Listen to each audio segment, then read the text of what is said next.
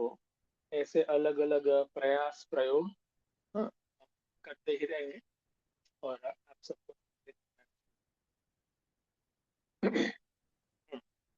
Okay. तो now श्लोक number 55, ज्ञान योग की समरी। लास्ट ये सब भगवान बात कर रहे हैं, इसीलिए भगवान ने बहुत लंबे से ज्ञान योग की स्थिति और उसकी प्रोसेस की बात नहीं की है। प्रायः बात की है कि ज्ञान योग का अंतिम पड़ाव है, उसमें साधक की कैसी मनोस्थिति होती है, कैसी वो परिस्थिति चाहता है और कैसी प्रोसेस वो करता है। कैसी मनोस्थिति होती है, कैसी परिस्थिति उसको वांछनीय है, उसको अच्छी लगती है, डिजायर्ड है, और कौन किस प्रकार की प्रोसेस वो करता है। तो ये तीन चीजें यहाँ पर भगवान हमें बताते हैं कि उसको कैसी मनोस्थिति कैसी होती है। तो कि मनोस्थिति में जो विकार अलग अलग जो सूक्ष्म रूप से होते हैं वो भी निकल जाते हैं, और बुद्धि कैसी होती है, सूक्ष्म, शुद्ध, और यथावाक काय मन, ये सब उसकी एक स्थिति होती है पर्सनालिटी की। डीप लेवल पर मेंटल कंट्रोल, डीप लेवल पर प्राण के ऊपर कंट्रोल, डीप लेवल पर शरीर की चेष्टाओं पर कंट्रोल, डीप लेवल पर इंद्रियों की चेष्टाओं पर कंट्रोल। और ये कंट्रोल दबाकर ऐसे नहीं, अवेयरनेस के साथ, अवेयरनेस के बेस पर, शुद्धि के बेस पर। देखो, शुद्धि और अवेयरनेस दोनों पैरेलल जाते हैं, वो भी ध्यान देना।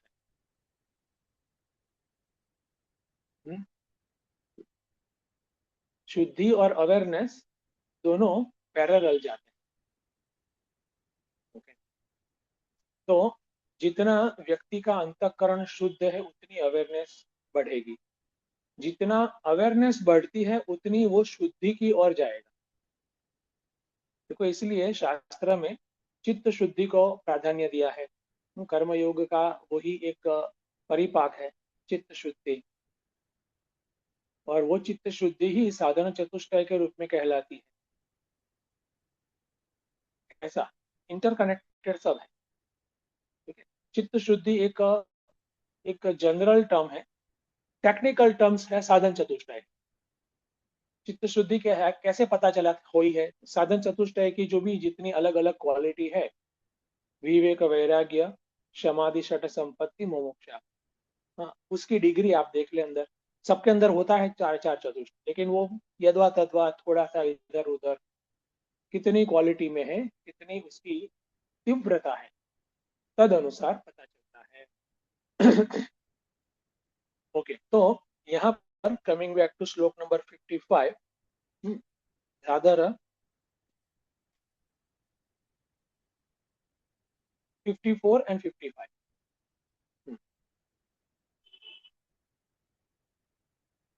तत्वतो तत्वतः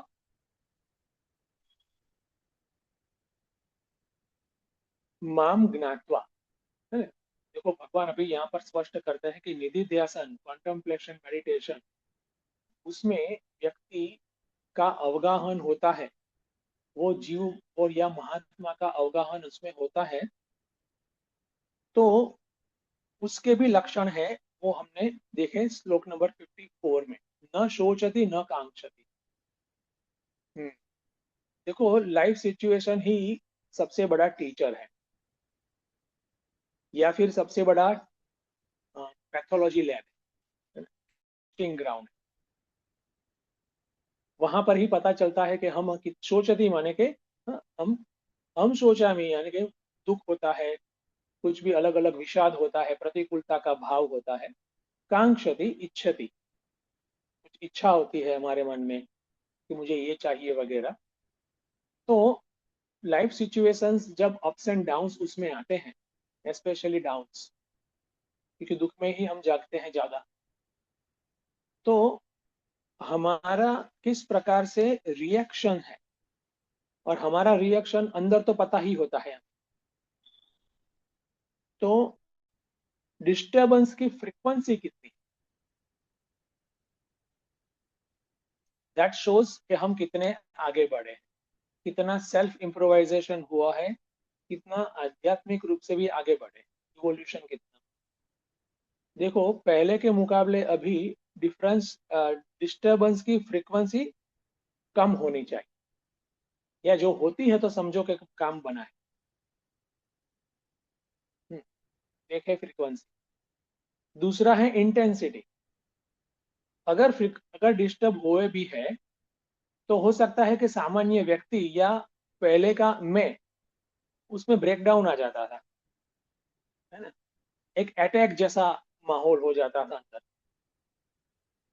तो अभी इंटेंसिटी उसकी कम हुई है क्या? इंटेंसिटी कम हुई है क्या, है ना, कि अभी मैं बैलेंस में तो रहता ही हूँ लेकिन फिर भी डिस्टर्ब हूँ, ऐसा हो सकता है। पहले पूरा ऑफ द बैलेंस, और फिर आता है रिकवरी, फ्रीक्वेंसी, इंटेंसिटी और रिकवरी।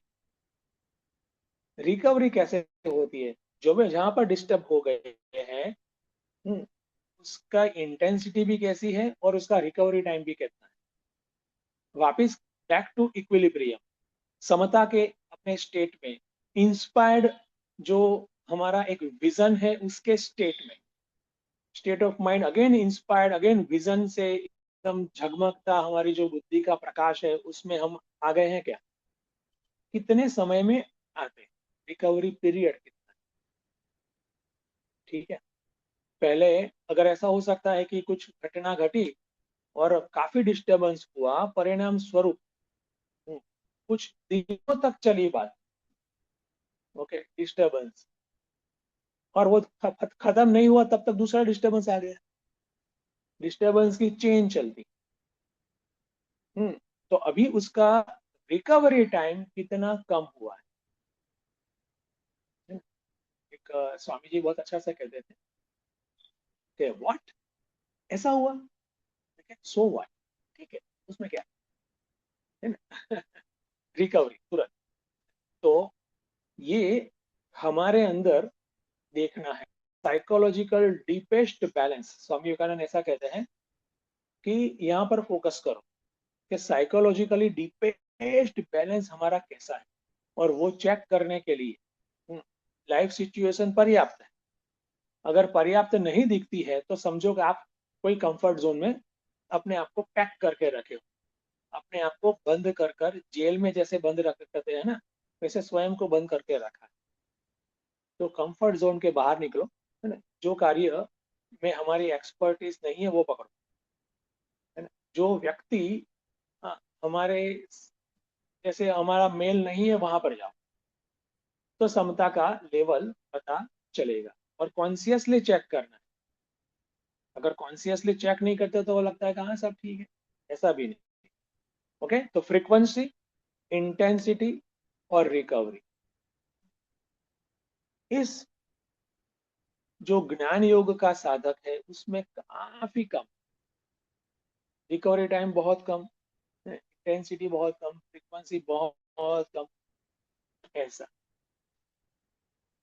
और जितना जितना ब्रह्म भूत होता है उतनी उतनी फ्रीक्वेंसी कितनी, zero, tends to zero, frequency of disturbance याद रहे, tends to zero, intensity zero, recovery no question,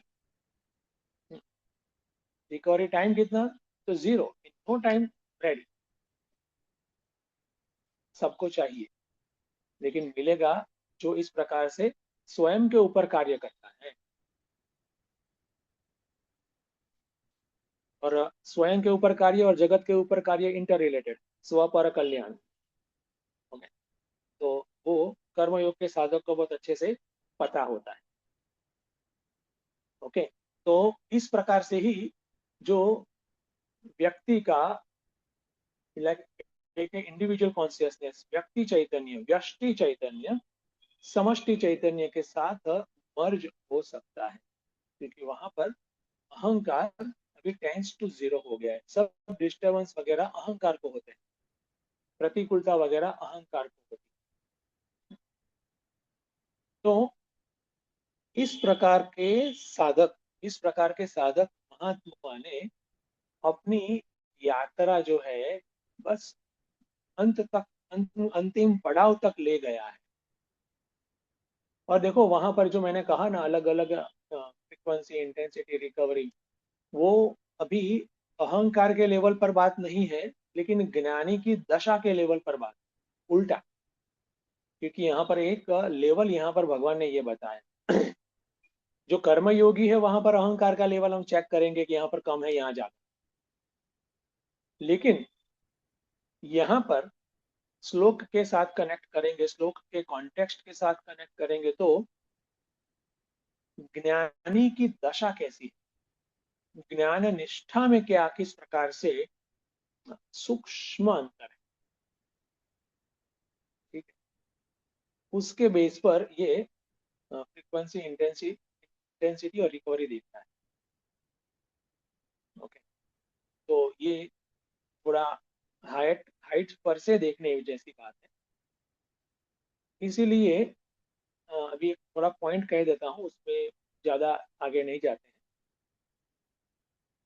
जो ज्ञानी होता है उसमें भी सूक्ष्म अलग अलग भेद या फिर डिफरेंस, तारतम्यता बताई गई हमारे शास्त्रों में। उसको कहते हैं ब्रह्मविद, ब्रह्मविद, ब्रह्मविद। अब तीनों ब्रह्मविद है ना। लेकिन फिर भी वहां पर जो बात कहे कि अंतःकरण के लेवल पर किस प्रकार की जो संस्कार राशि अभी है, और वो संस्कार राशि आत्मा के प्रकाश को अंतःकरण में किस प्रकार से प्रतिबिंबित करने में कम या ज्यादा अवरोधक है, उसके बेस पर ये डिफरेंसेस। अभी इतना ही रखते हैं। चलो मैं थोड़ा सादा कर देता हूँ। देखो, ब्रह्म या आत्मा तो आत्मा ही। आत्मज्ञान माने इस प्रकार से देखना है कि अंतःकरण इतना शुद्ध है, अंतःकरण इतना शुद्ध है कि आत्मा का प्रकाश, आत्मा की अवेयरनेस, आत्मा की रियलिटी, वो अंतःकरण में प्रतिबिंबित एज इज, जैसी है वैसी प्रतिबिंबित अभी भी होती है हम सब में। लेकिन वो कैसे, टेढ़ी मेढ़ी, तोड़ मरोड़ के, जैसे सफेद प्रकाश होता है अलग अलग कलर्स में डिवाइडेड होता है, सफेद दिखता नहीं है वहां पर, है ना? तो कहाँ कहीं पर लाल कलर, जैसे आकाश में देखते हैं शाम को, स्पेशली मॉर्निंग में भी होता है, शाम को ज्यादा अलग अलग कलर्स दिखते हैं। तो ऐसे व्यक्तियों में अलग अलग कलर, प्रकाश है, आत्मा का प्रकाश है। लेकिन ज्ञानी किसको कहते हैं, आत्मा का प्रकाश एज इज दिखता है। हम्म, सफेद कलर, प्रकाश का सफेद कलर या नो कलर, ऐसा एज इज।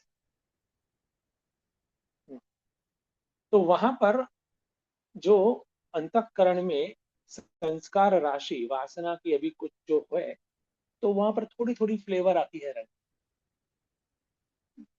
ठीक है।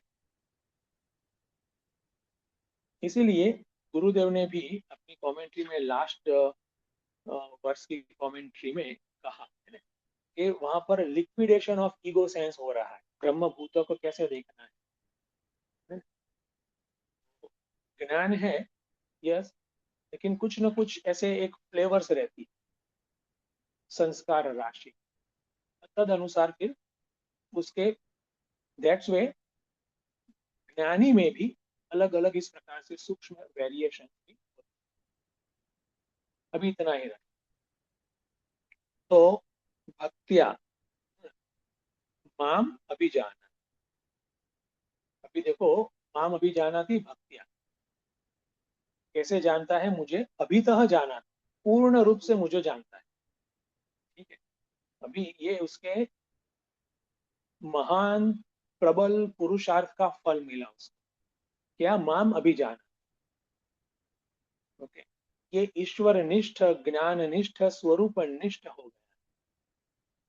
और अभितः जानाति उसको ऐसे देखना है कि जगत में भी ईश्वर है या फिर ब्रह्म चैतन्य है, और जगत का अधिष्ठान जो रियलिटी के अस्तित्व के रूप में है वो भी ब्रह्म है। तो परारूप से भी और अपरारूप से भी स्वरूप को, ब्रह्म को या ईश्वर को जानता है। ठीक है, यहाँ पर देव की नंदन के रूप में नहीं है ना? गुरुदेव कहते हैं ब्लू बॉय ऑफ वृंदावन, ऐसे नहीं। ठीक है, तो भक्तियां लगा दिया तो फटाक से हम बोल देते कि हाँ ये बंसुरी वाले आ गए, उसको जानना नहीं है ना। भक्तिया माम अभी अभी जानाति, अभितः जानाति, पूर्णतः जानाति। तो परा और अपरा जो प्रकृति है, हाँ, और उसका भी अधिष्ठान है सभी, सर्वम खलविदम ब्रह्म, सभी ब्रह्म में ही ओतप्रोत है, उसका अधिष्ठान ब्रह्म ही है। इस प्रकार से वो मुझको जानता है, ऐसे ऐसे मुझको जानता है। तो अभी ये भक्तिया को क्या कैसे लेंगे? ये भक्ति को कैसे लेंगे? तो कह देंगे पराभक्ति। तो झगड़ा मत करो, ये भक्ति माने यही होता है, झगड़ा मत करो। तो जैसे प्रकृति है परा और अपरा, जैसे भक्ति भी है परा और अपरा, है ना? और अपरा माने लोअर, माने वो तुच्छ है, ऐसा नहीं देखो। जो अनकॉन्शियसली काफी कुछ हमारे अंदर घुस जाता है, we don't mean it but घुसला होता है, तो फिर वो निकलता है, ऐसा नहीं। अपरा माने तुच्छ नहीं, वो लोअर है कंपेयर टू हायर, लेकिन तुच्छ नहीं, सबका अच्छा स्थान स्थान है। तो अपरा भक्ति माने द्वैत भाव से की हुई भक्ति, द्वैत बुद्धि से की हुई भक्ति, कि मैं एक इंडिविजुअल जीव हूँ और ये मेरे भगवान, और वो भगवान एक एक मूर्ति है, एक देशी। कृष्ण भगवान है मेरे, राम भगवान है, और वो अनेक देशी भी हो सकते हैं अगर मेरा इवोल्यूशन, कि ये समग्र सृष्टि ये ईश्वर का ही एक शरीर है। ऐसे भी जो इवॉल्व हुए हैं उसकी धारणा ऐसी, भाव ऐसा होता है। हरिओम लेकिन स्वामी जी। फिर भी, yes Hariom. Sorry to disturb you Swami ji, या पर आपकी आवाज मुझे काफी कम लग रही है। मैंने ब्लूटूथ स्पीकर लगाया है फिर भी। हाँ, बस यही सोच रही थी। ठीक। हाँ, હવે आवाज કેવી આવે છે? अभी काफी बढ़ गई। काफी बढ़ गया, हाँ काफी। मैंने, ठीक, ओके। तो मैं कहाँ था अभी? भक्ति परापरा। अपरा भक्ति माने वो हाँ निकृष्ट नहीं है, पर हाँ, दूसरी वाली भक्ति। आई गई। बस, बस। हाँ हाँ, तो हाँ, हाँ, तो परा भक्ति और अपरा भक्ति, तो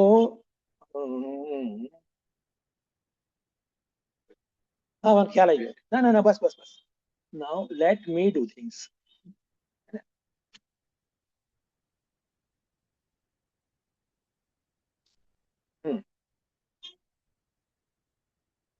ओके, तो द्वैत भाव या द्वैत धारणा जहां पर है, हाँ, वो अपरा भक्ति। और अपरा भक्ति भी एक साधक का या फिर भक्त का स्टेज है। तो यहाँ पर श्लोक नंबर 55 में जो कहा है कि भक्तिया माम अभिजानाति, तो ये भक्ति कौन सी होगी? नेचुरली परा भक्ति। और परा भक्ति का बेस क्या है कि मैं और मेरे इष्ट, उसमें कोई अंतर नहीं। एक ट्रांजैक्शनल अंतर दिखता है ना?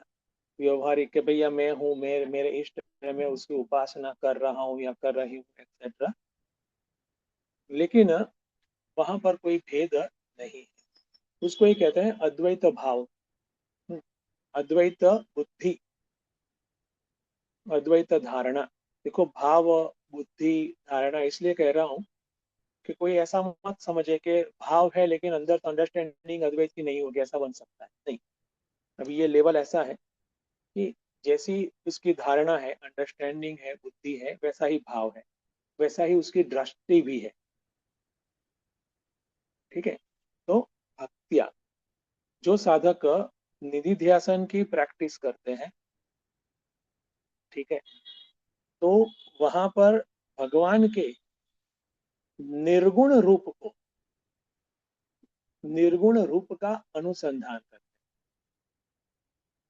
जो पराभक्ति का जो अनुसंधान करते हैं वो भगवान के निर्गुण स्वरूप का अनुसंधान करते हैं। जहां पर अपरा भक्ति का आलंबन है, वहां पर वो साधक या फिर वो भक्त भगवान के सगुण और साकार, वो रूप का अनुसंधान आलंबन करता है। ठीक है। साकार माने आकार सहित, ना, जैसे हमारे सामने भगवान है, गोपाल कृष्ण भगवान एक आकार है, या फिर शिवलिंग है, आकार हो गया, है ना। तो लेकिन यहाँ पर साकार माने देखना है कैसे, कि जैसे कृष्ण भगवान है, राम भगवान है, दो हाथ है, दो पांव है। अभी वही साकार को हम गुण के साथ भी अनुसंधान करते हैं कि भगवान के इतने इतने गुण हैं, भगवान अत्यंत कृपालु है एक्सेट्रा, और एक देशी है, ये मेरे भक्त। अभी सर्वदेशी, विश्वतोमुखी भगवान, और वो भी साकार, आकार सहित, तो ये पूरी सृष्टि को हम कैसे धारणा कर सकते हैं, थोड़ा डिफिकल्ट होता है। तो उसको हमारे ऋषियों ने दिया है कि उसका एक सिंबल करके, और वो सिंबल है शिवलिंग, सिंबल है शालिग्राम। कि जहाँ पर हाथ पांव वगैरह नहीं है, लेकिन वो समझना है कैसे कि वो जगत का एक रिप्रेजेंटेटिव है। तो ये सब हम करते हैं द्वैत भक्ति डेफिनेटली। अद्वैत भक्ति करने वाला भक्त, उसका भाव होता है, उसका अनुसंधान का एरिया होता है ईश्वर के निराकार और निर्गुण, सगुण नहीं लेकिन निर्गुण स्वरूप का अनुसंधान का प्रयास। ठीक है। साकार वगैरह जो प्रयास है उसने कर दिया है, दैट्स वाई कर्म yoga, that's why Upasana, that's why विविध साधना, वहां पर भी भक्ति है ही। भक्ति के बगैर कुछ नहीं हो सकता, एक भी साधना, कोई भी भक्ति नहीं है तो तुरंत ही हमारी बुद्धि शंका से घिर जाएगी, डायरेक्शन लेस। अगर शंका से घिर जाते हैं, डायरेक्शन लेस लगते हैं, तो समझे भक्ति नहीं, उल्टा भी कर सकते हैं। तो कर्मयोग, उपासना, साधना, वो सब करके फिर उसकी भक्ति में भी निखार आता है। और वो भक्ति में क्या निखार आता है, अपरा भक्ति ग्रेजुएट होकर परा भक्ति में कन्वर्ट होती है। और परा भक्ति माने भगवान के स्वरूप का, निर्गुण स्वरूप का अनुसंधान।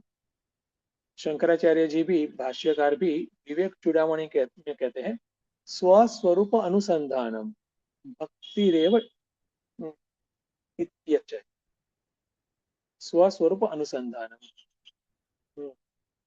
भक्तिरेव अभिधीयते।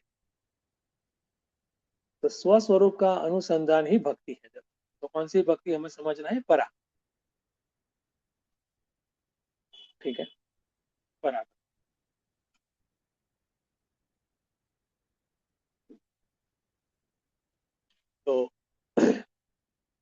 भक्त्या माम अभिजानति। ठीक है, तो यावत भगवान के इस स्वरूप को, जो भगवान का सगुण स्वरूप है उसको भी तत्वतः जाना।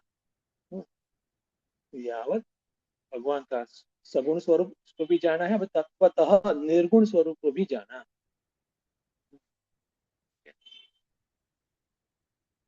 तो ततः माम तत्वतः ज्ञात्वा,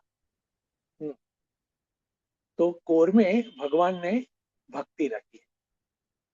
ठीक है, भक्ति रखी है, सिनोनिमस कहें प्रेम रखा है, कोर में प्रेम रखा है। लेकिन प्रेम किस प्रकार से, भक्ति किस प्रकार से, मनमानी नहीं। देखो, मनमानी नहीं। एक संसारी व्यक्ति को तो खुद को ही कुछ चाहिए, है ना? ठीक है, वो प्रेम खुद को चाहिए, या फिर कहे कि ईगो को चाहिए। अभी ऐसा रखे, थोड़ा इजी हो जाएगा समझने में। लेकिन यहाँ पर प्रेम देने की बात, तो प्रेम मैंने शब्द एक अलग से रखा कि उसमें ज्यादा नहीं जाएंगे, भक्ति अच्छी चीज थोड़ा। हाँ, तो भक्ति जो बढ़ानी है किस प्रकार से कि हमारा भाव बाहर बहे, चलो, है ना? और वो कहाँ पर, इष्ट के प्रति। कहाँ पर, इष्ट के प्रति। और वहां उसकी धारा बहे, अखंड धारा बन जाए, है ना? वो हमारा प्रयोजन होना चाहिए। तो आप समझेंगे कि ये भक्ति या साधना सिर्फ आधा घंटा या 1 घंटा या 2 घंटे की बात नहीं है। वो हम नेट प्रैक्टिस कर सकते हैं, ऐसे समझे। ठीक है, पूरा डे टाइम में, पूरी जागृत अवस्था में ये भाव हमारा मेंटेन रहे, ये भाव हमारा बना रहे, इस प्रकार की लाइफस्टाइल में डिजाइन करनी है, रीडिजाइन करनी है। एक्शन पॉइंट ऑफ व्यू ही नहीं, सिर्फ भाव point of view, that is important. तब जाकर हमारी जीवन वर्थ वाइल बनेगा।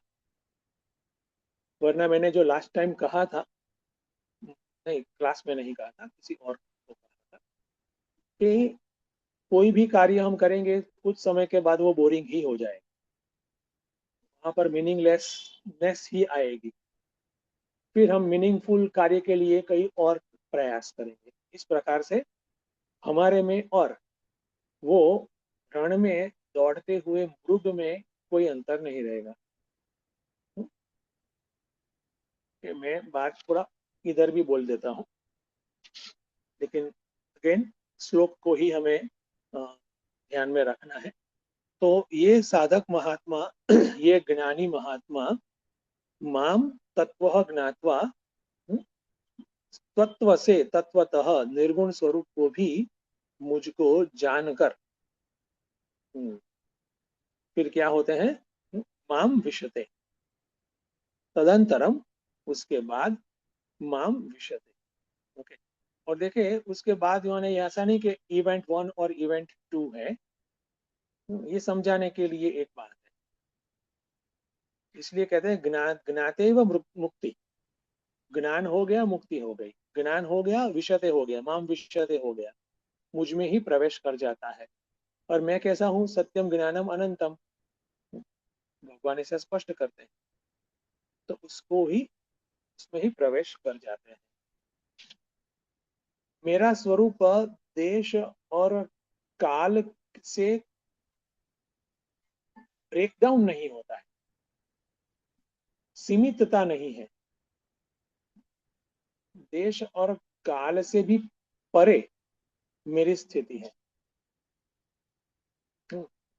मेरी रियलिटी है, भगवान ऐसे कहते हैं। वो चैतन्य के साथ वो एक हो जाता है। माम विशते, इसको ऐसे देखना है। तो सत्यम ज्ञानम अनंतम ब्रह्म अहमेवम अस्मि। ऐसी उसकी एक अभी मुक्ति की स्थिति आ गई। कि अहंकार या जीवत्व है तब तक ही बंधन है, वो चला गया तो नेचुरली पता है कि मैं सदा मुक्त हूँ।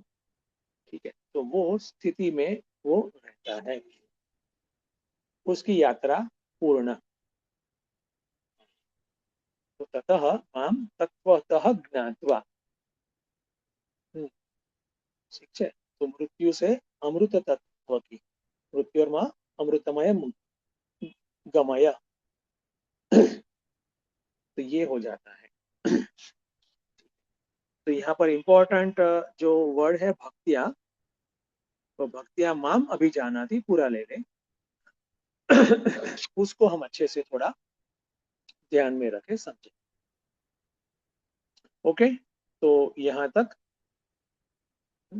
ये भगवान के निर्गुण स्वरूप का अनुसंधान करना और उसमें प्रवेश करना या फिर उसके साथ एक हो जाना, ऐक्य हो जाना, ये अंतिम पड़ाव कोई भी साधक का है। हर कोई साधक का अंतिम पड़ाव ये है, जाने या ना जाने, उसके प्लान में या उसके विजन में हो, अच्छे से धुंधला हो या ना हो, लेकिन यही डायरेक्शन में जा। और भगवान तो कहते हैं आगे अर्लियर चैप्टर्स में, अर्लियर चैप्टर में कहा है कि सिर्फ साधक नहीं, हर कोई मेरे तरफ ही आ रहा है। ठीक है, वो विषय में अपना जो सुख स्वरूप को ढूंढते हैं, तो इतना अंतर है। ओके, तो यहाँ तक तो मैंने जो कहा उसमें किसी को कुछ पूछना है? Any question?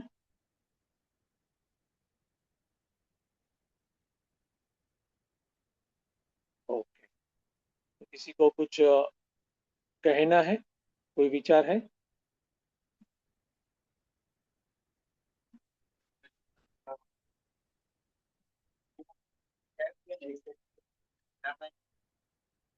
हाँ। तो अब लोअर है, लेकिन अगर हम स्टेप बाय स्टेप बात करें तब तक आगे करते हैं। इम्पॉसिबल।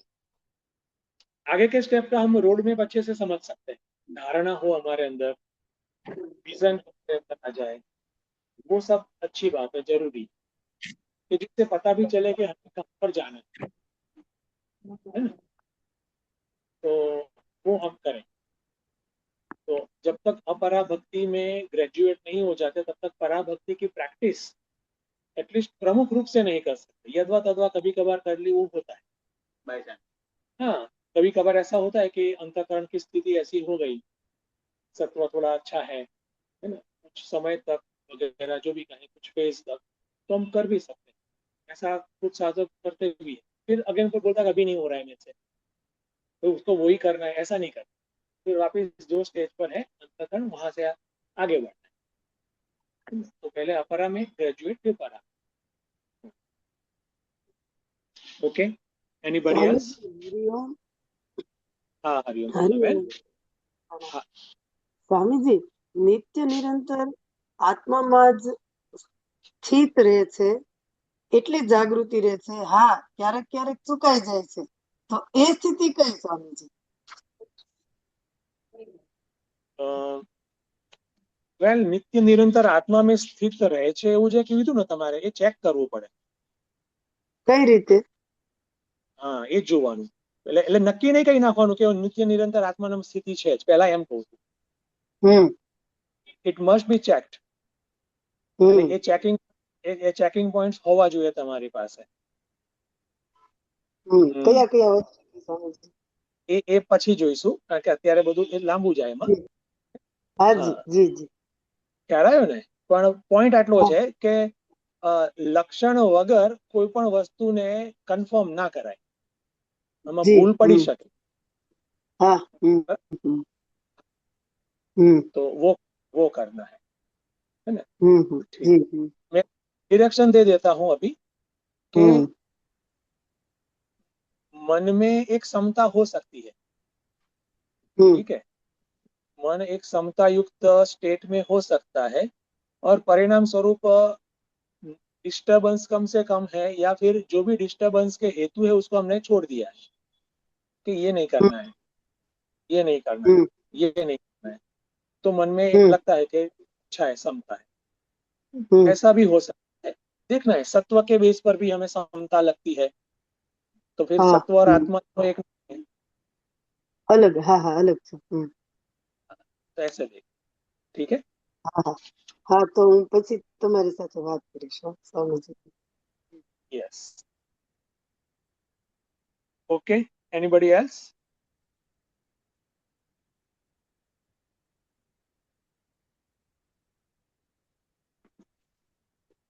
ठीक है, तो अभी गुरुदेव से भी कुछ सीखेंगे। तो कमेंट्री में प्रवेश करते हैं। तो ट्रांसलेशन एंड फर्स्ट पैराग्राफ, कितने पैराग्राफ हैं और उर्दू है, इंग्लिश पर, इंग्लिश है जो, दैट्स ओके। तो ट्रांसलेशन एंड फर्स्ट पैराग्राफ, प्रिया। जी स्वामी जी। ब्रह्मभूत जो साधक ब्रह्म बन गया है, प्रसन्न मन वाला पुरुष न इच्छा करता है और न शोक, समस्त भूतों के प्रति सम होकर वह मेरी पराभक्ति को प्राप्त करता है। अहंकार और उसकी विभिन्न अभिव्यक्तियों के परित्याग से साधक का मन शांत हो जाता है। प्रायः मन के असंयमित होने तथा जीवन के त्रुटिपूर्ण मूल्यांकन के कारण ही अंतःकरण में विक्षेप और संभ्रम उत्पन्न होते हैं। उसकी निवृत्ति से मन आपेक्षिक शांति को प्राप्त करता है। प्रयत्न पूर्वक Rio, प्राप्त की गई Priya with जी 55 no first. अरे सॉरी क्या चाहिए? ટર્ન થઈ ગયું પેજ ખ્યાલ જ ન આવ્યો आप दो जीवन। उस पराभक्ति के द्वारा मुझे वह तत्वतः जानता है कि मैं कितना व्यापक हूँ तथा मैं क्या हूँ। इस प्रकार तत्वतः जानने के पश्चात तत्काल ही वह मुझ में प्रवेश कर जाता है, अर्थात मत स्वरूप बन जाता है। परमात्मा से परम प्रेम अर्थात पूर्ण तादात्म्य ही पराभक्ति है। उस पराभक्ति से ही साधक भक्त परमात्मा को तत्वतः समझ सकता है। शास्त्र के श्रवण, अध्ययन आदि से प्राप्त किया गया ज्ञान प्रायः परोक्ष होता है। जब वह ज्ञान विज्ञान अर्थात स्वानुभव बन जाता है, केवल तभी परमात्मा का यथार्थ बोध होता है। तो यहाँ पे बताया गया है कि पराभक्ति यानी कि क्या, तो पराभक्ति यानी कि परमात्मा में परम प्रेम, यानी कि जो अभी आपने स्वामी जी समझाया, आपने समझाया कि पराभक्ति यानी कि क्या, कि वो जो भक्ति जो निर्गुण एवं निर्गुण रूप से होती है, उसी को ही हम पराभक्ति कहते हैं। तो यहाँ पे बताया गया है कि स्टेज कैसे होता है, कि तो पहले जो है उस चैतन्य को जानेंगे कैसे, तो श्रवण मनन से हम उनको जो है जानेंगे, और फिर उसी में ही लीन हो जाना, उसी में ही जो है आगे की जो स्थिति है निधि ध्यासन, उसके भी आगे का जो है, तो वो खुद ही वह चैतन्य बन जाना है, उसी को ही बोला गया है। हरिओम। हाँ, हरिओम। ओके भैया। तो ये थोड़ी अ, आगे की स्थिति है, हायर स्थिति। तो तो समझने का थोड़ा प्रयास करते हैं, बराबर। कि गुरुदेव लिखते हैं कि ईगो जो है,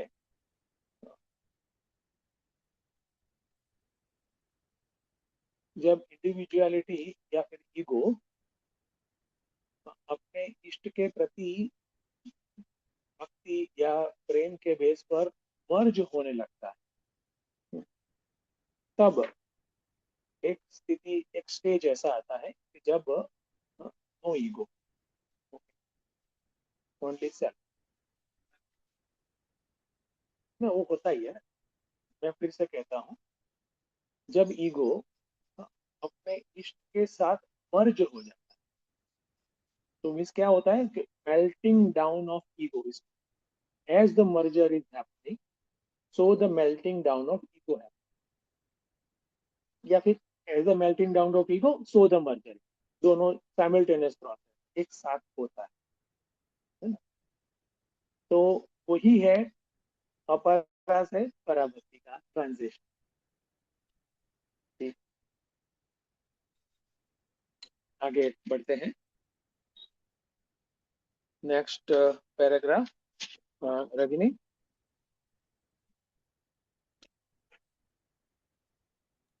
जी स्वामी जी।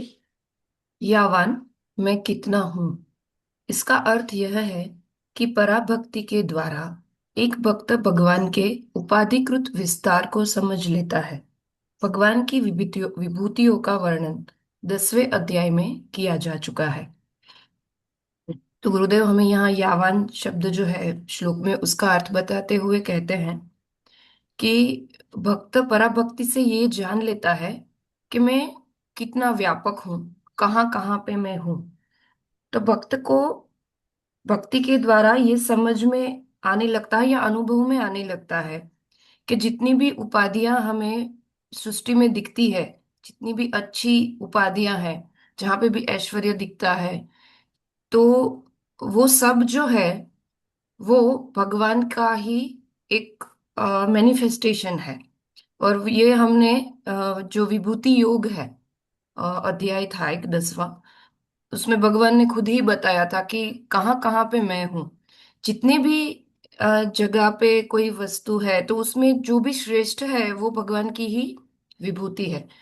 और अगर तब आपने ही बताया था स्वामी जी कि अगर विभूति में ही हम ईश्वर को देखना शुरू करें तो हमारी भक्ति भी बढ़ती है। ये तो एक साधक के लेवल से बताती हूँ, पर यहाँ जो भक्त है वो तो वो अनुभव में ही कर सकता है, खुद के अनुभव में ही वो आ गया है कि जितनी भी संसार में सुंदरता है, जितना भी ऐश्वर्य है, जितना भी गुण, सारे अच्छे गुण है, वो सब भगवान की ही विभूति है। हरिओम स्वामी जी। हाँ, हरिओम। हाँ, तो स्पष्ट। तो देखो, विश्वतोमुखी अगर भगवान की भक्ति बनती है, ओके, तो अनेक देशी या विश्वतोमुखी, तो इस प्रकार से भक्त का भी दर्शन करता है कि जहाँ जहाँ पर जितनी विभूतियां हैं, विशेषता है, वहां पर भगवान है।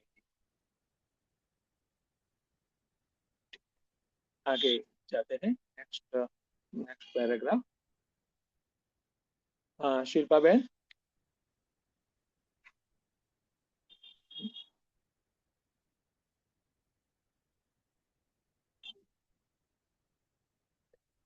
કે આમ જોવું પડે, સાંભળવું પડે, રીડ બી કરવું. શિલ્પાબેન નથી લાગતા? હા, પૂજા.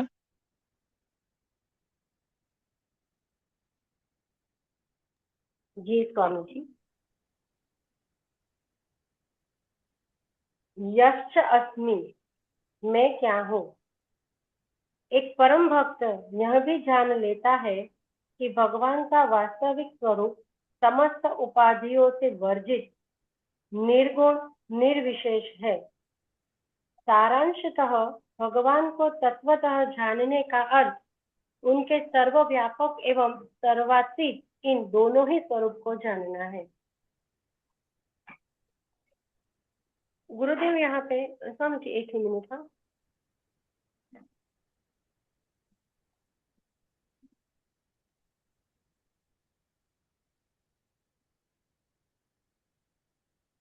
गुरुदेव हमें यहाँ पे जो श्लोक में है यावन च अस्मि, उस दोनों को ऊपर के और नीचे ये जो मैंने अभी पढ़ा है दोनों में उस लाइन को हाईलाइट करके इसमें दोनों का कंक्लूजन दे रहे हैं कि भगवान बताते हैं। यहाँ एक्चुअली स्वामी जी मैं देख रही थी कि उत्तम पुरुष और मध्यम पुरुष दोनों का एक विशिष्ट प्रकार से प्रयोग किया है भगवान ने। माम यावन और यह च अस्मि, ऐसे विशेष प्रकार से कि मैं, मेरा व्याप, माम यावन, मेरा व्याप कितना है, मैं कहाँ कहाँ व्याप्त हूँ, और यह अस्मि, यह च अस्मि, यह जो मैं हूँ वो कैसा हूँ। तो गुरुदेव बताते कि यहाँ पे जो भक्त है वो मैं कैसा हूँ वो जान लेता है, माने कि वो मेरा जो वास्तविक स्वरूप है, हम जिसे टेक्निकली कहते हैं तत्वतः जान लेता है। तत्वतः माने कि मूल जो स्वरूप है, अब उसके आगे उसमें और कुछ जानने के लिए नहीं बचा है। एग्जैक्ट उनका, जैसे हम तत्व बोलते हैं ना, सॉल्ट है तो सॉल्ट में, सॉल्ट को काफी अच्छे से हम अलग अलग प्रकार से जानते हैं, पर जब सॉल्ट का तत्व भी जान लिया कि सोडियम और क्लोराइड, इतने अणु सोडियम के, इतने अणु क्लोराइड के, अब उसके आगे उसमें और कुछ नहीं जानना है, उसके तत्व भी हमने जान लिए। तो जो यहाँ पे यूज किया है शब्द परमात्मा को, तो जो परमात्मा को इस प्रकार से तत्वतः जान लेता है कि तत्वतः वो कैसा है, तो एक भी उपाधि उनमें नहीं है, वो सारी उपाधियों से वर्जित है। हमारी उपाधियां होती है ये BMI, पर वहां पे कोई उपाधि नहीं है, कोई भी गुण वहां पे नहीं है, वो सारे गुण से पर है, निर्गुण है। हम में गुण होते हैं, वहां पे कोई गुण नहीं होते हैं। तो इस प्रकार से उनको तत्वतः जान लिया, और उसका अर्थ है कि उनका व्याप और वो इन सब से पर ऊपर है, इस प्रकार से दोनों ही स्वरूप को जान लिया। गुरुदेव दोनों को साथ में ले लेते हैं कि उनको जान लिया, तब वो मुझे सही मायने में जान लेता है। अस्तु स्वामी जी। ओके, हाँ, गुड। तत्वतः ज्ञात्वा विशते माम, नहीं वो आगे आएगा, यावत तत्वतः ज्ञान। ठीक है, गुड, आगे बढ़ते हैं। अभी एक पैराग्राफ है ना, और विशते माम वाला, तो 11 છે, बाहर गया છે।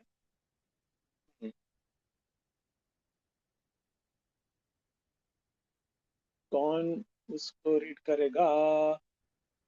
नीलाबेन છે, જોઈ લો। સ્વામીજી છું ખરી પણ હાથમાં ચોપડી લઈને નથી બેઠી, સાંભળવા બેઠી છું। अच्छा, વિશતે મામ અનંતરમ એ બુકમાં મારી પાસે નથી। ओके, तो कृष्णाबेन भट्ट।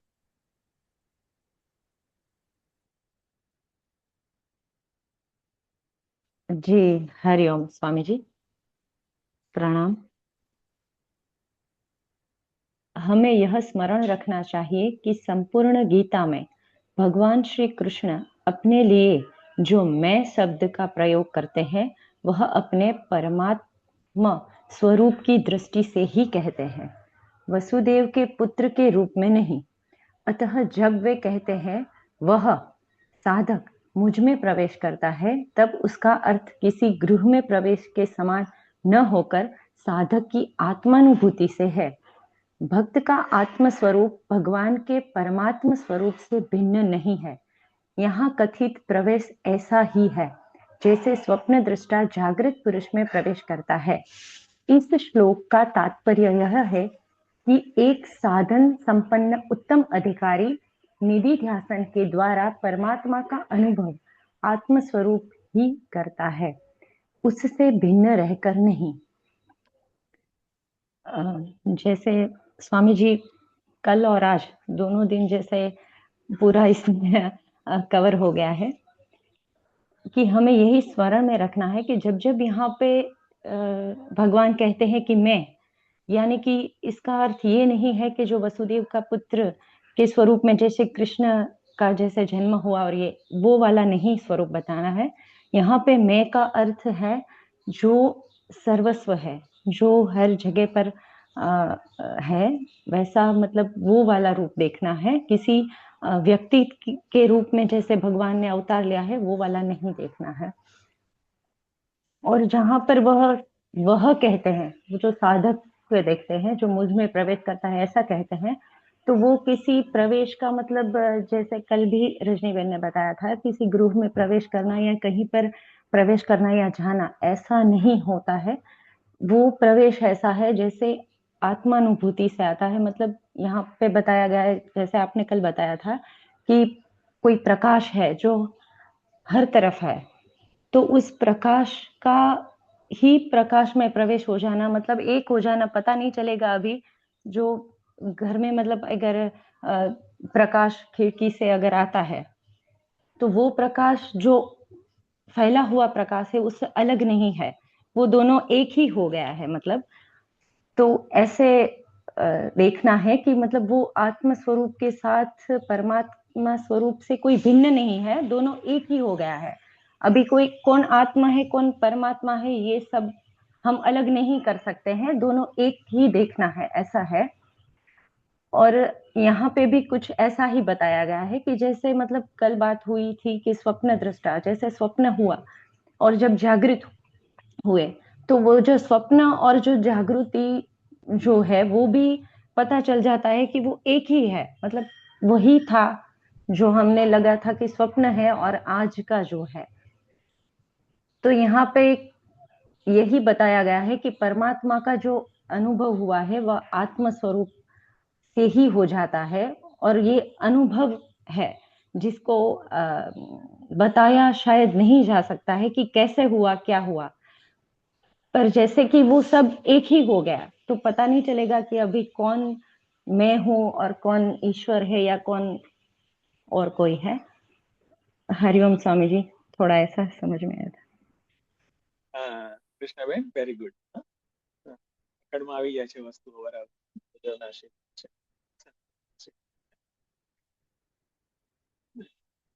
તો बराबर है कि बेसिकली हमारा जो ईगो है, अहंकार, उसको ही बहुत टेक्निकली जीवत्व कहते हैं, वो ही आड़े आता है, वो ही अवरोधक। जब वो मेल्ट डाउन होता है तो फिर ये अनंत के साथ एक हो जाते हैं। अब अनंत और इंडिविजुअल ऐसे अलग नहीं होता है। सही। अच्छा। और गुरुदेव ने एग्जाम्पल अच्छा दिया है कि ड्रीमर को जब वो मर्ज हो जाता है तभी वो वेकर बनता है। ड्रीमर हैज टू एंड, तभी वो वेकर बनेगा। जब वो सीरा बनता है ना तो आटा है उसमें सब पानी में सब डाल के सीरे में से आटा बन जाता, इस आटे में से सीरा बन जाता है तो आटा वो चला जाता है, फिर आटा आटा नहीं रहता है, वो सीरा शीरा हो जाता है। जाता है। ठीक है। यस। ओके, तो आई गेस गुरुदेव की कमेंट्री भी यहाँ पर हो गई है। तो श्लोक नंबर 55 कंप्लीट। तो किसी को कुछ कहना है या पूछना है? एनीबॉडी?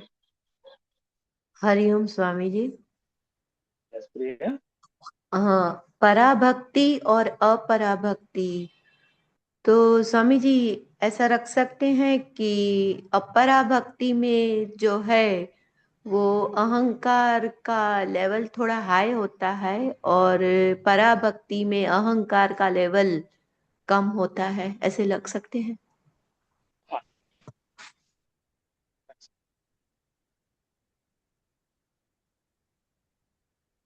Okay, anybody else?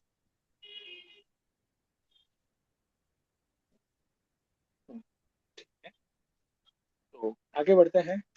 श्लोक नंबर 56। श्लोक नंबर 56 किसको दिया गया था?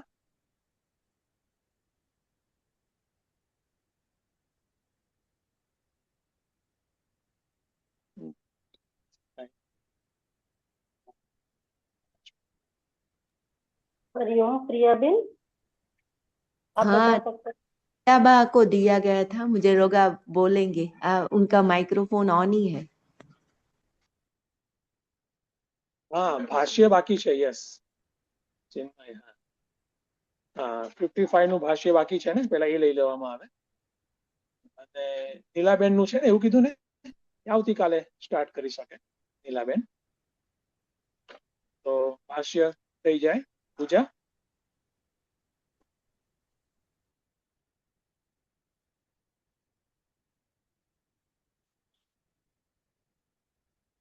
પૂજા છે? जी जी,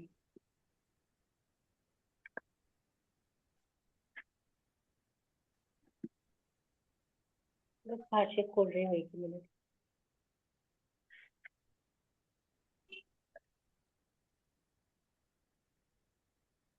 भक्त्या मामभिजानाति यावन्यश्चास्मि तत्त्वतः, ततो मां तत्त्वतो ज्ञात्वा विशते तदनन्तरम्. भक्त्या माम अभिजानाति यावान् अहम उपाधिकृत विस्तर भेदो यह च अहम विध्वस्त सर्वोपाधि भेद उत्तम पुरुष आकाशकल्पः तम माम अद्वैतम चैतन्य मात्रेकरसम अजम अजरम अमरम अभयम अनिधनम तत्वतः अभिजानाति. भक्ति से मैं जितना हूँ और जो हूँ उसको तत्व से जान लेता है.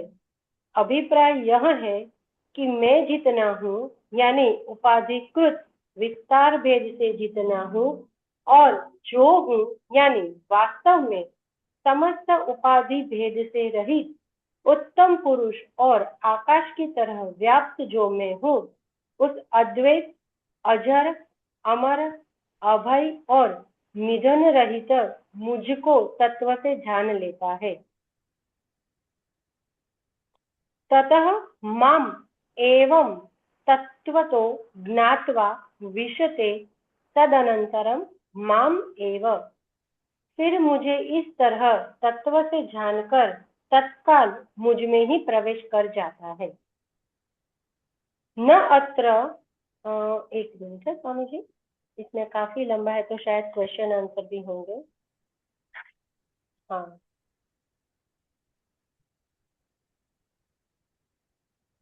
अभी क्वेश्चन ही शुरू हो रहा है तो हम इसको तो छोड़ देते हैं ना स्वामी जी. ओके, तो ये हो गया शंकर भाष्य. देखो शंकर भाष्य में यहाँ पर हमने देखा सिर्फ भाष्यकार क्या कहना चाहते हैं या फिर उनकी क्या व्याख्या है. और कुछ कुछ जगह पर गीता में, सभी जगह पर नहीं है, कुछ कुछ जगह पर ऐसे क्वेश्चन आंसर है जिसको कहते हैं पूर्व पक्ष और उत्तर पक्ष, क्वेरी एंड उसका समाधान. तो वो थोड़ा ज्यादा टेक्निकल भी होता है, तो अभी उसको छोड़ दें. ओके, तो टाइम भी हो गया है लगभग. Any announcement? तो वैसे तो हम सब ने व्हाट्सएप ग्रुप में तो डाला था है, फिर भी हमारी 2 बच्चियां भावनगर की नेशनल तक जाके आई है, तो उनको सबको हम बहुत बहुत धन्यवाद करते हैं. और उनका ये फॉर्चुनेट था कि गोपाल स्वरूपानंद जी से भी वो लोग मिले और उनके भी आशीर्वाद लिए हैं. तो अपने लिए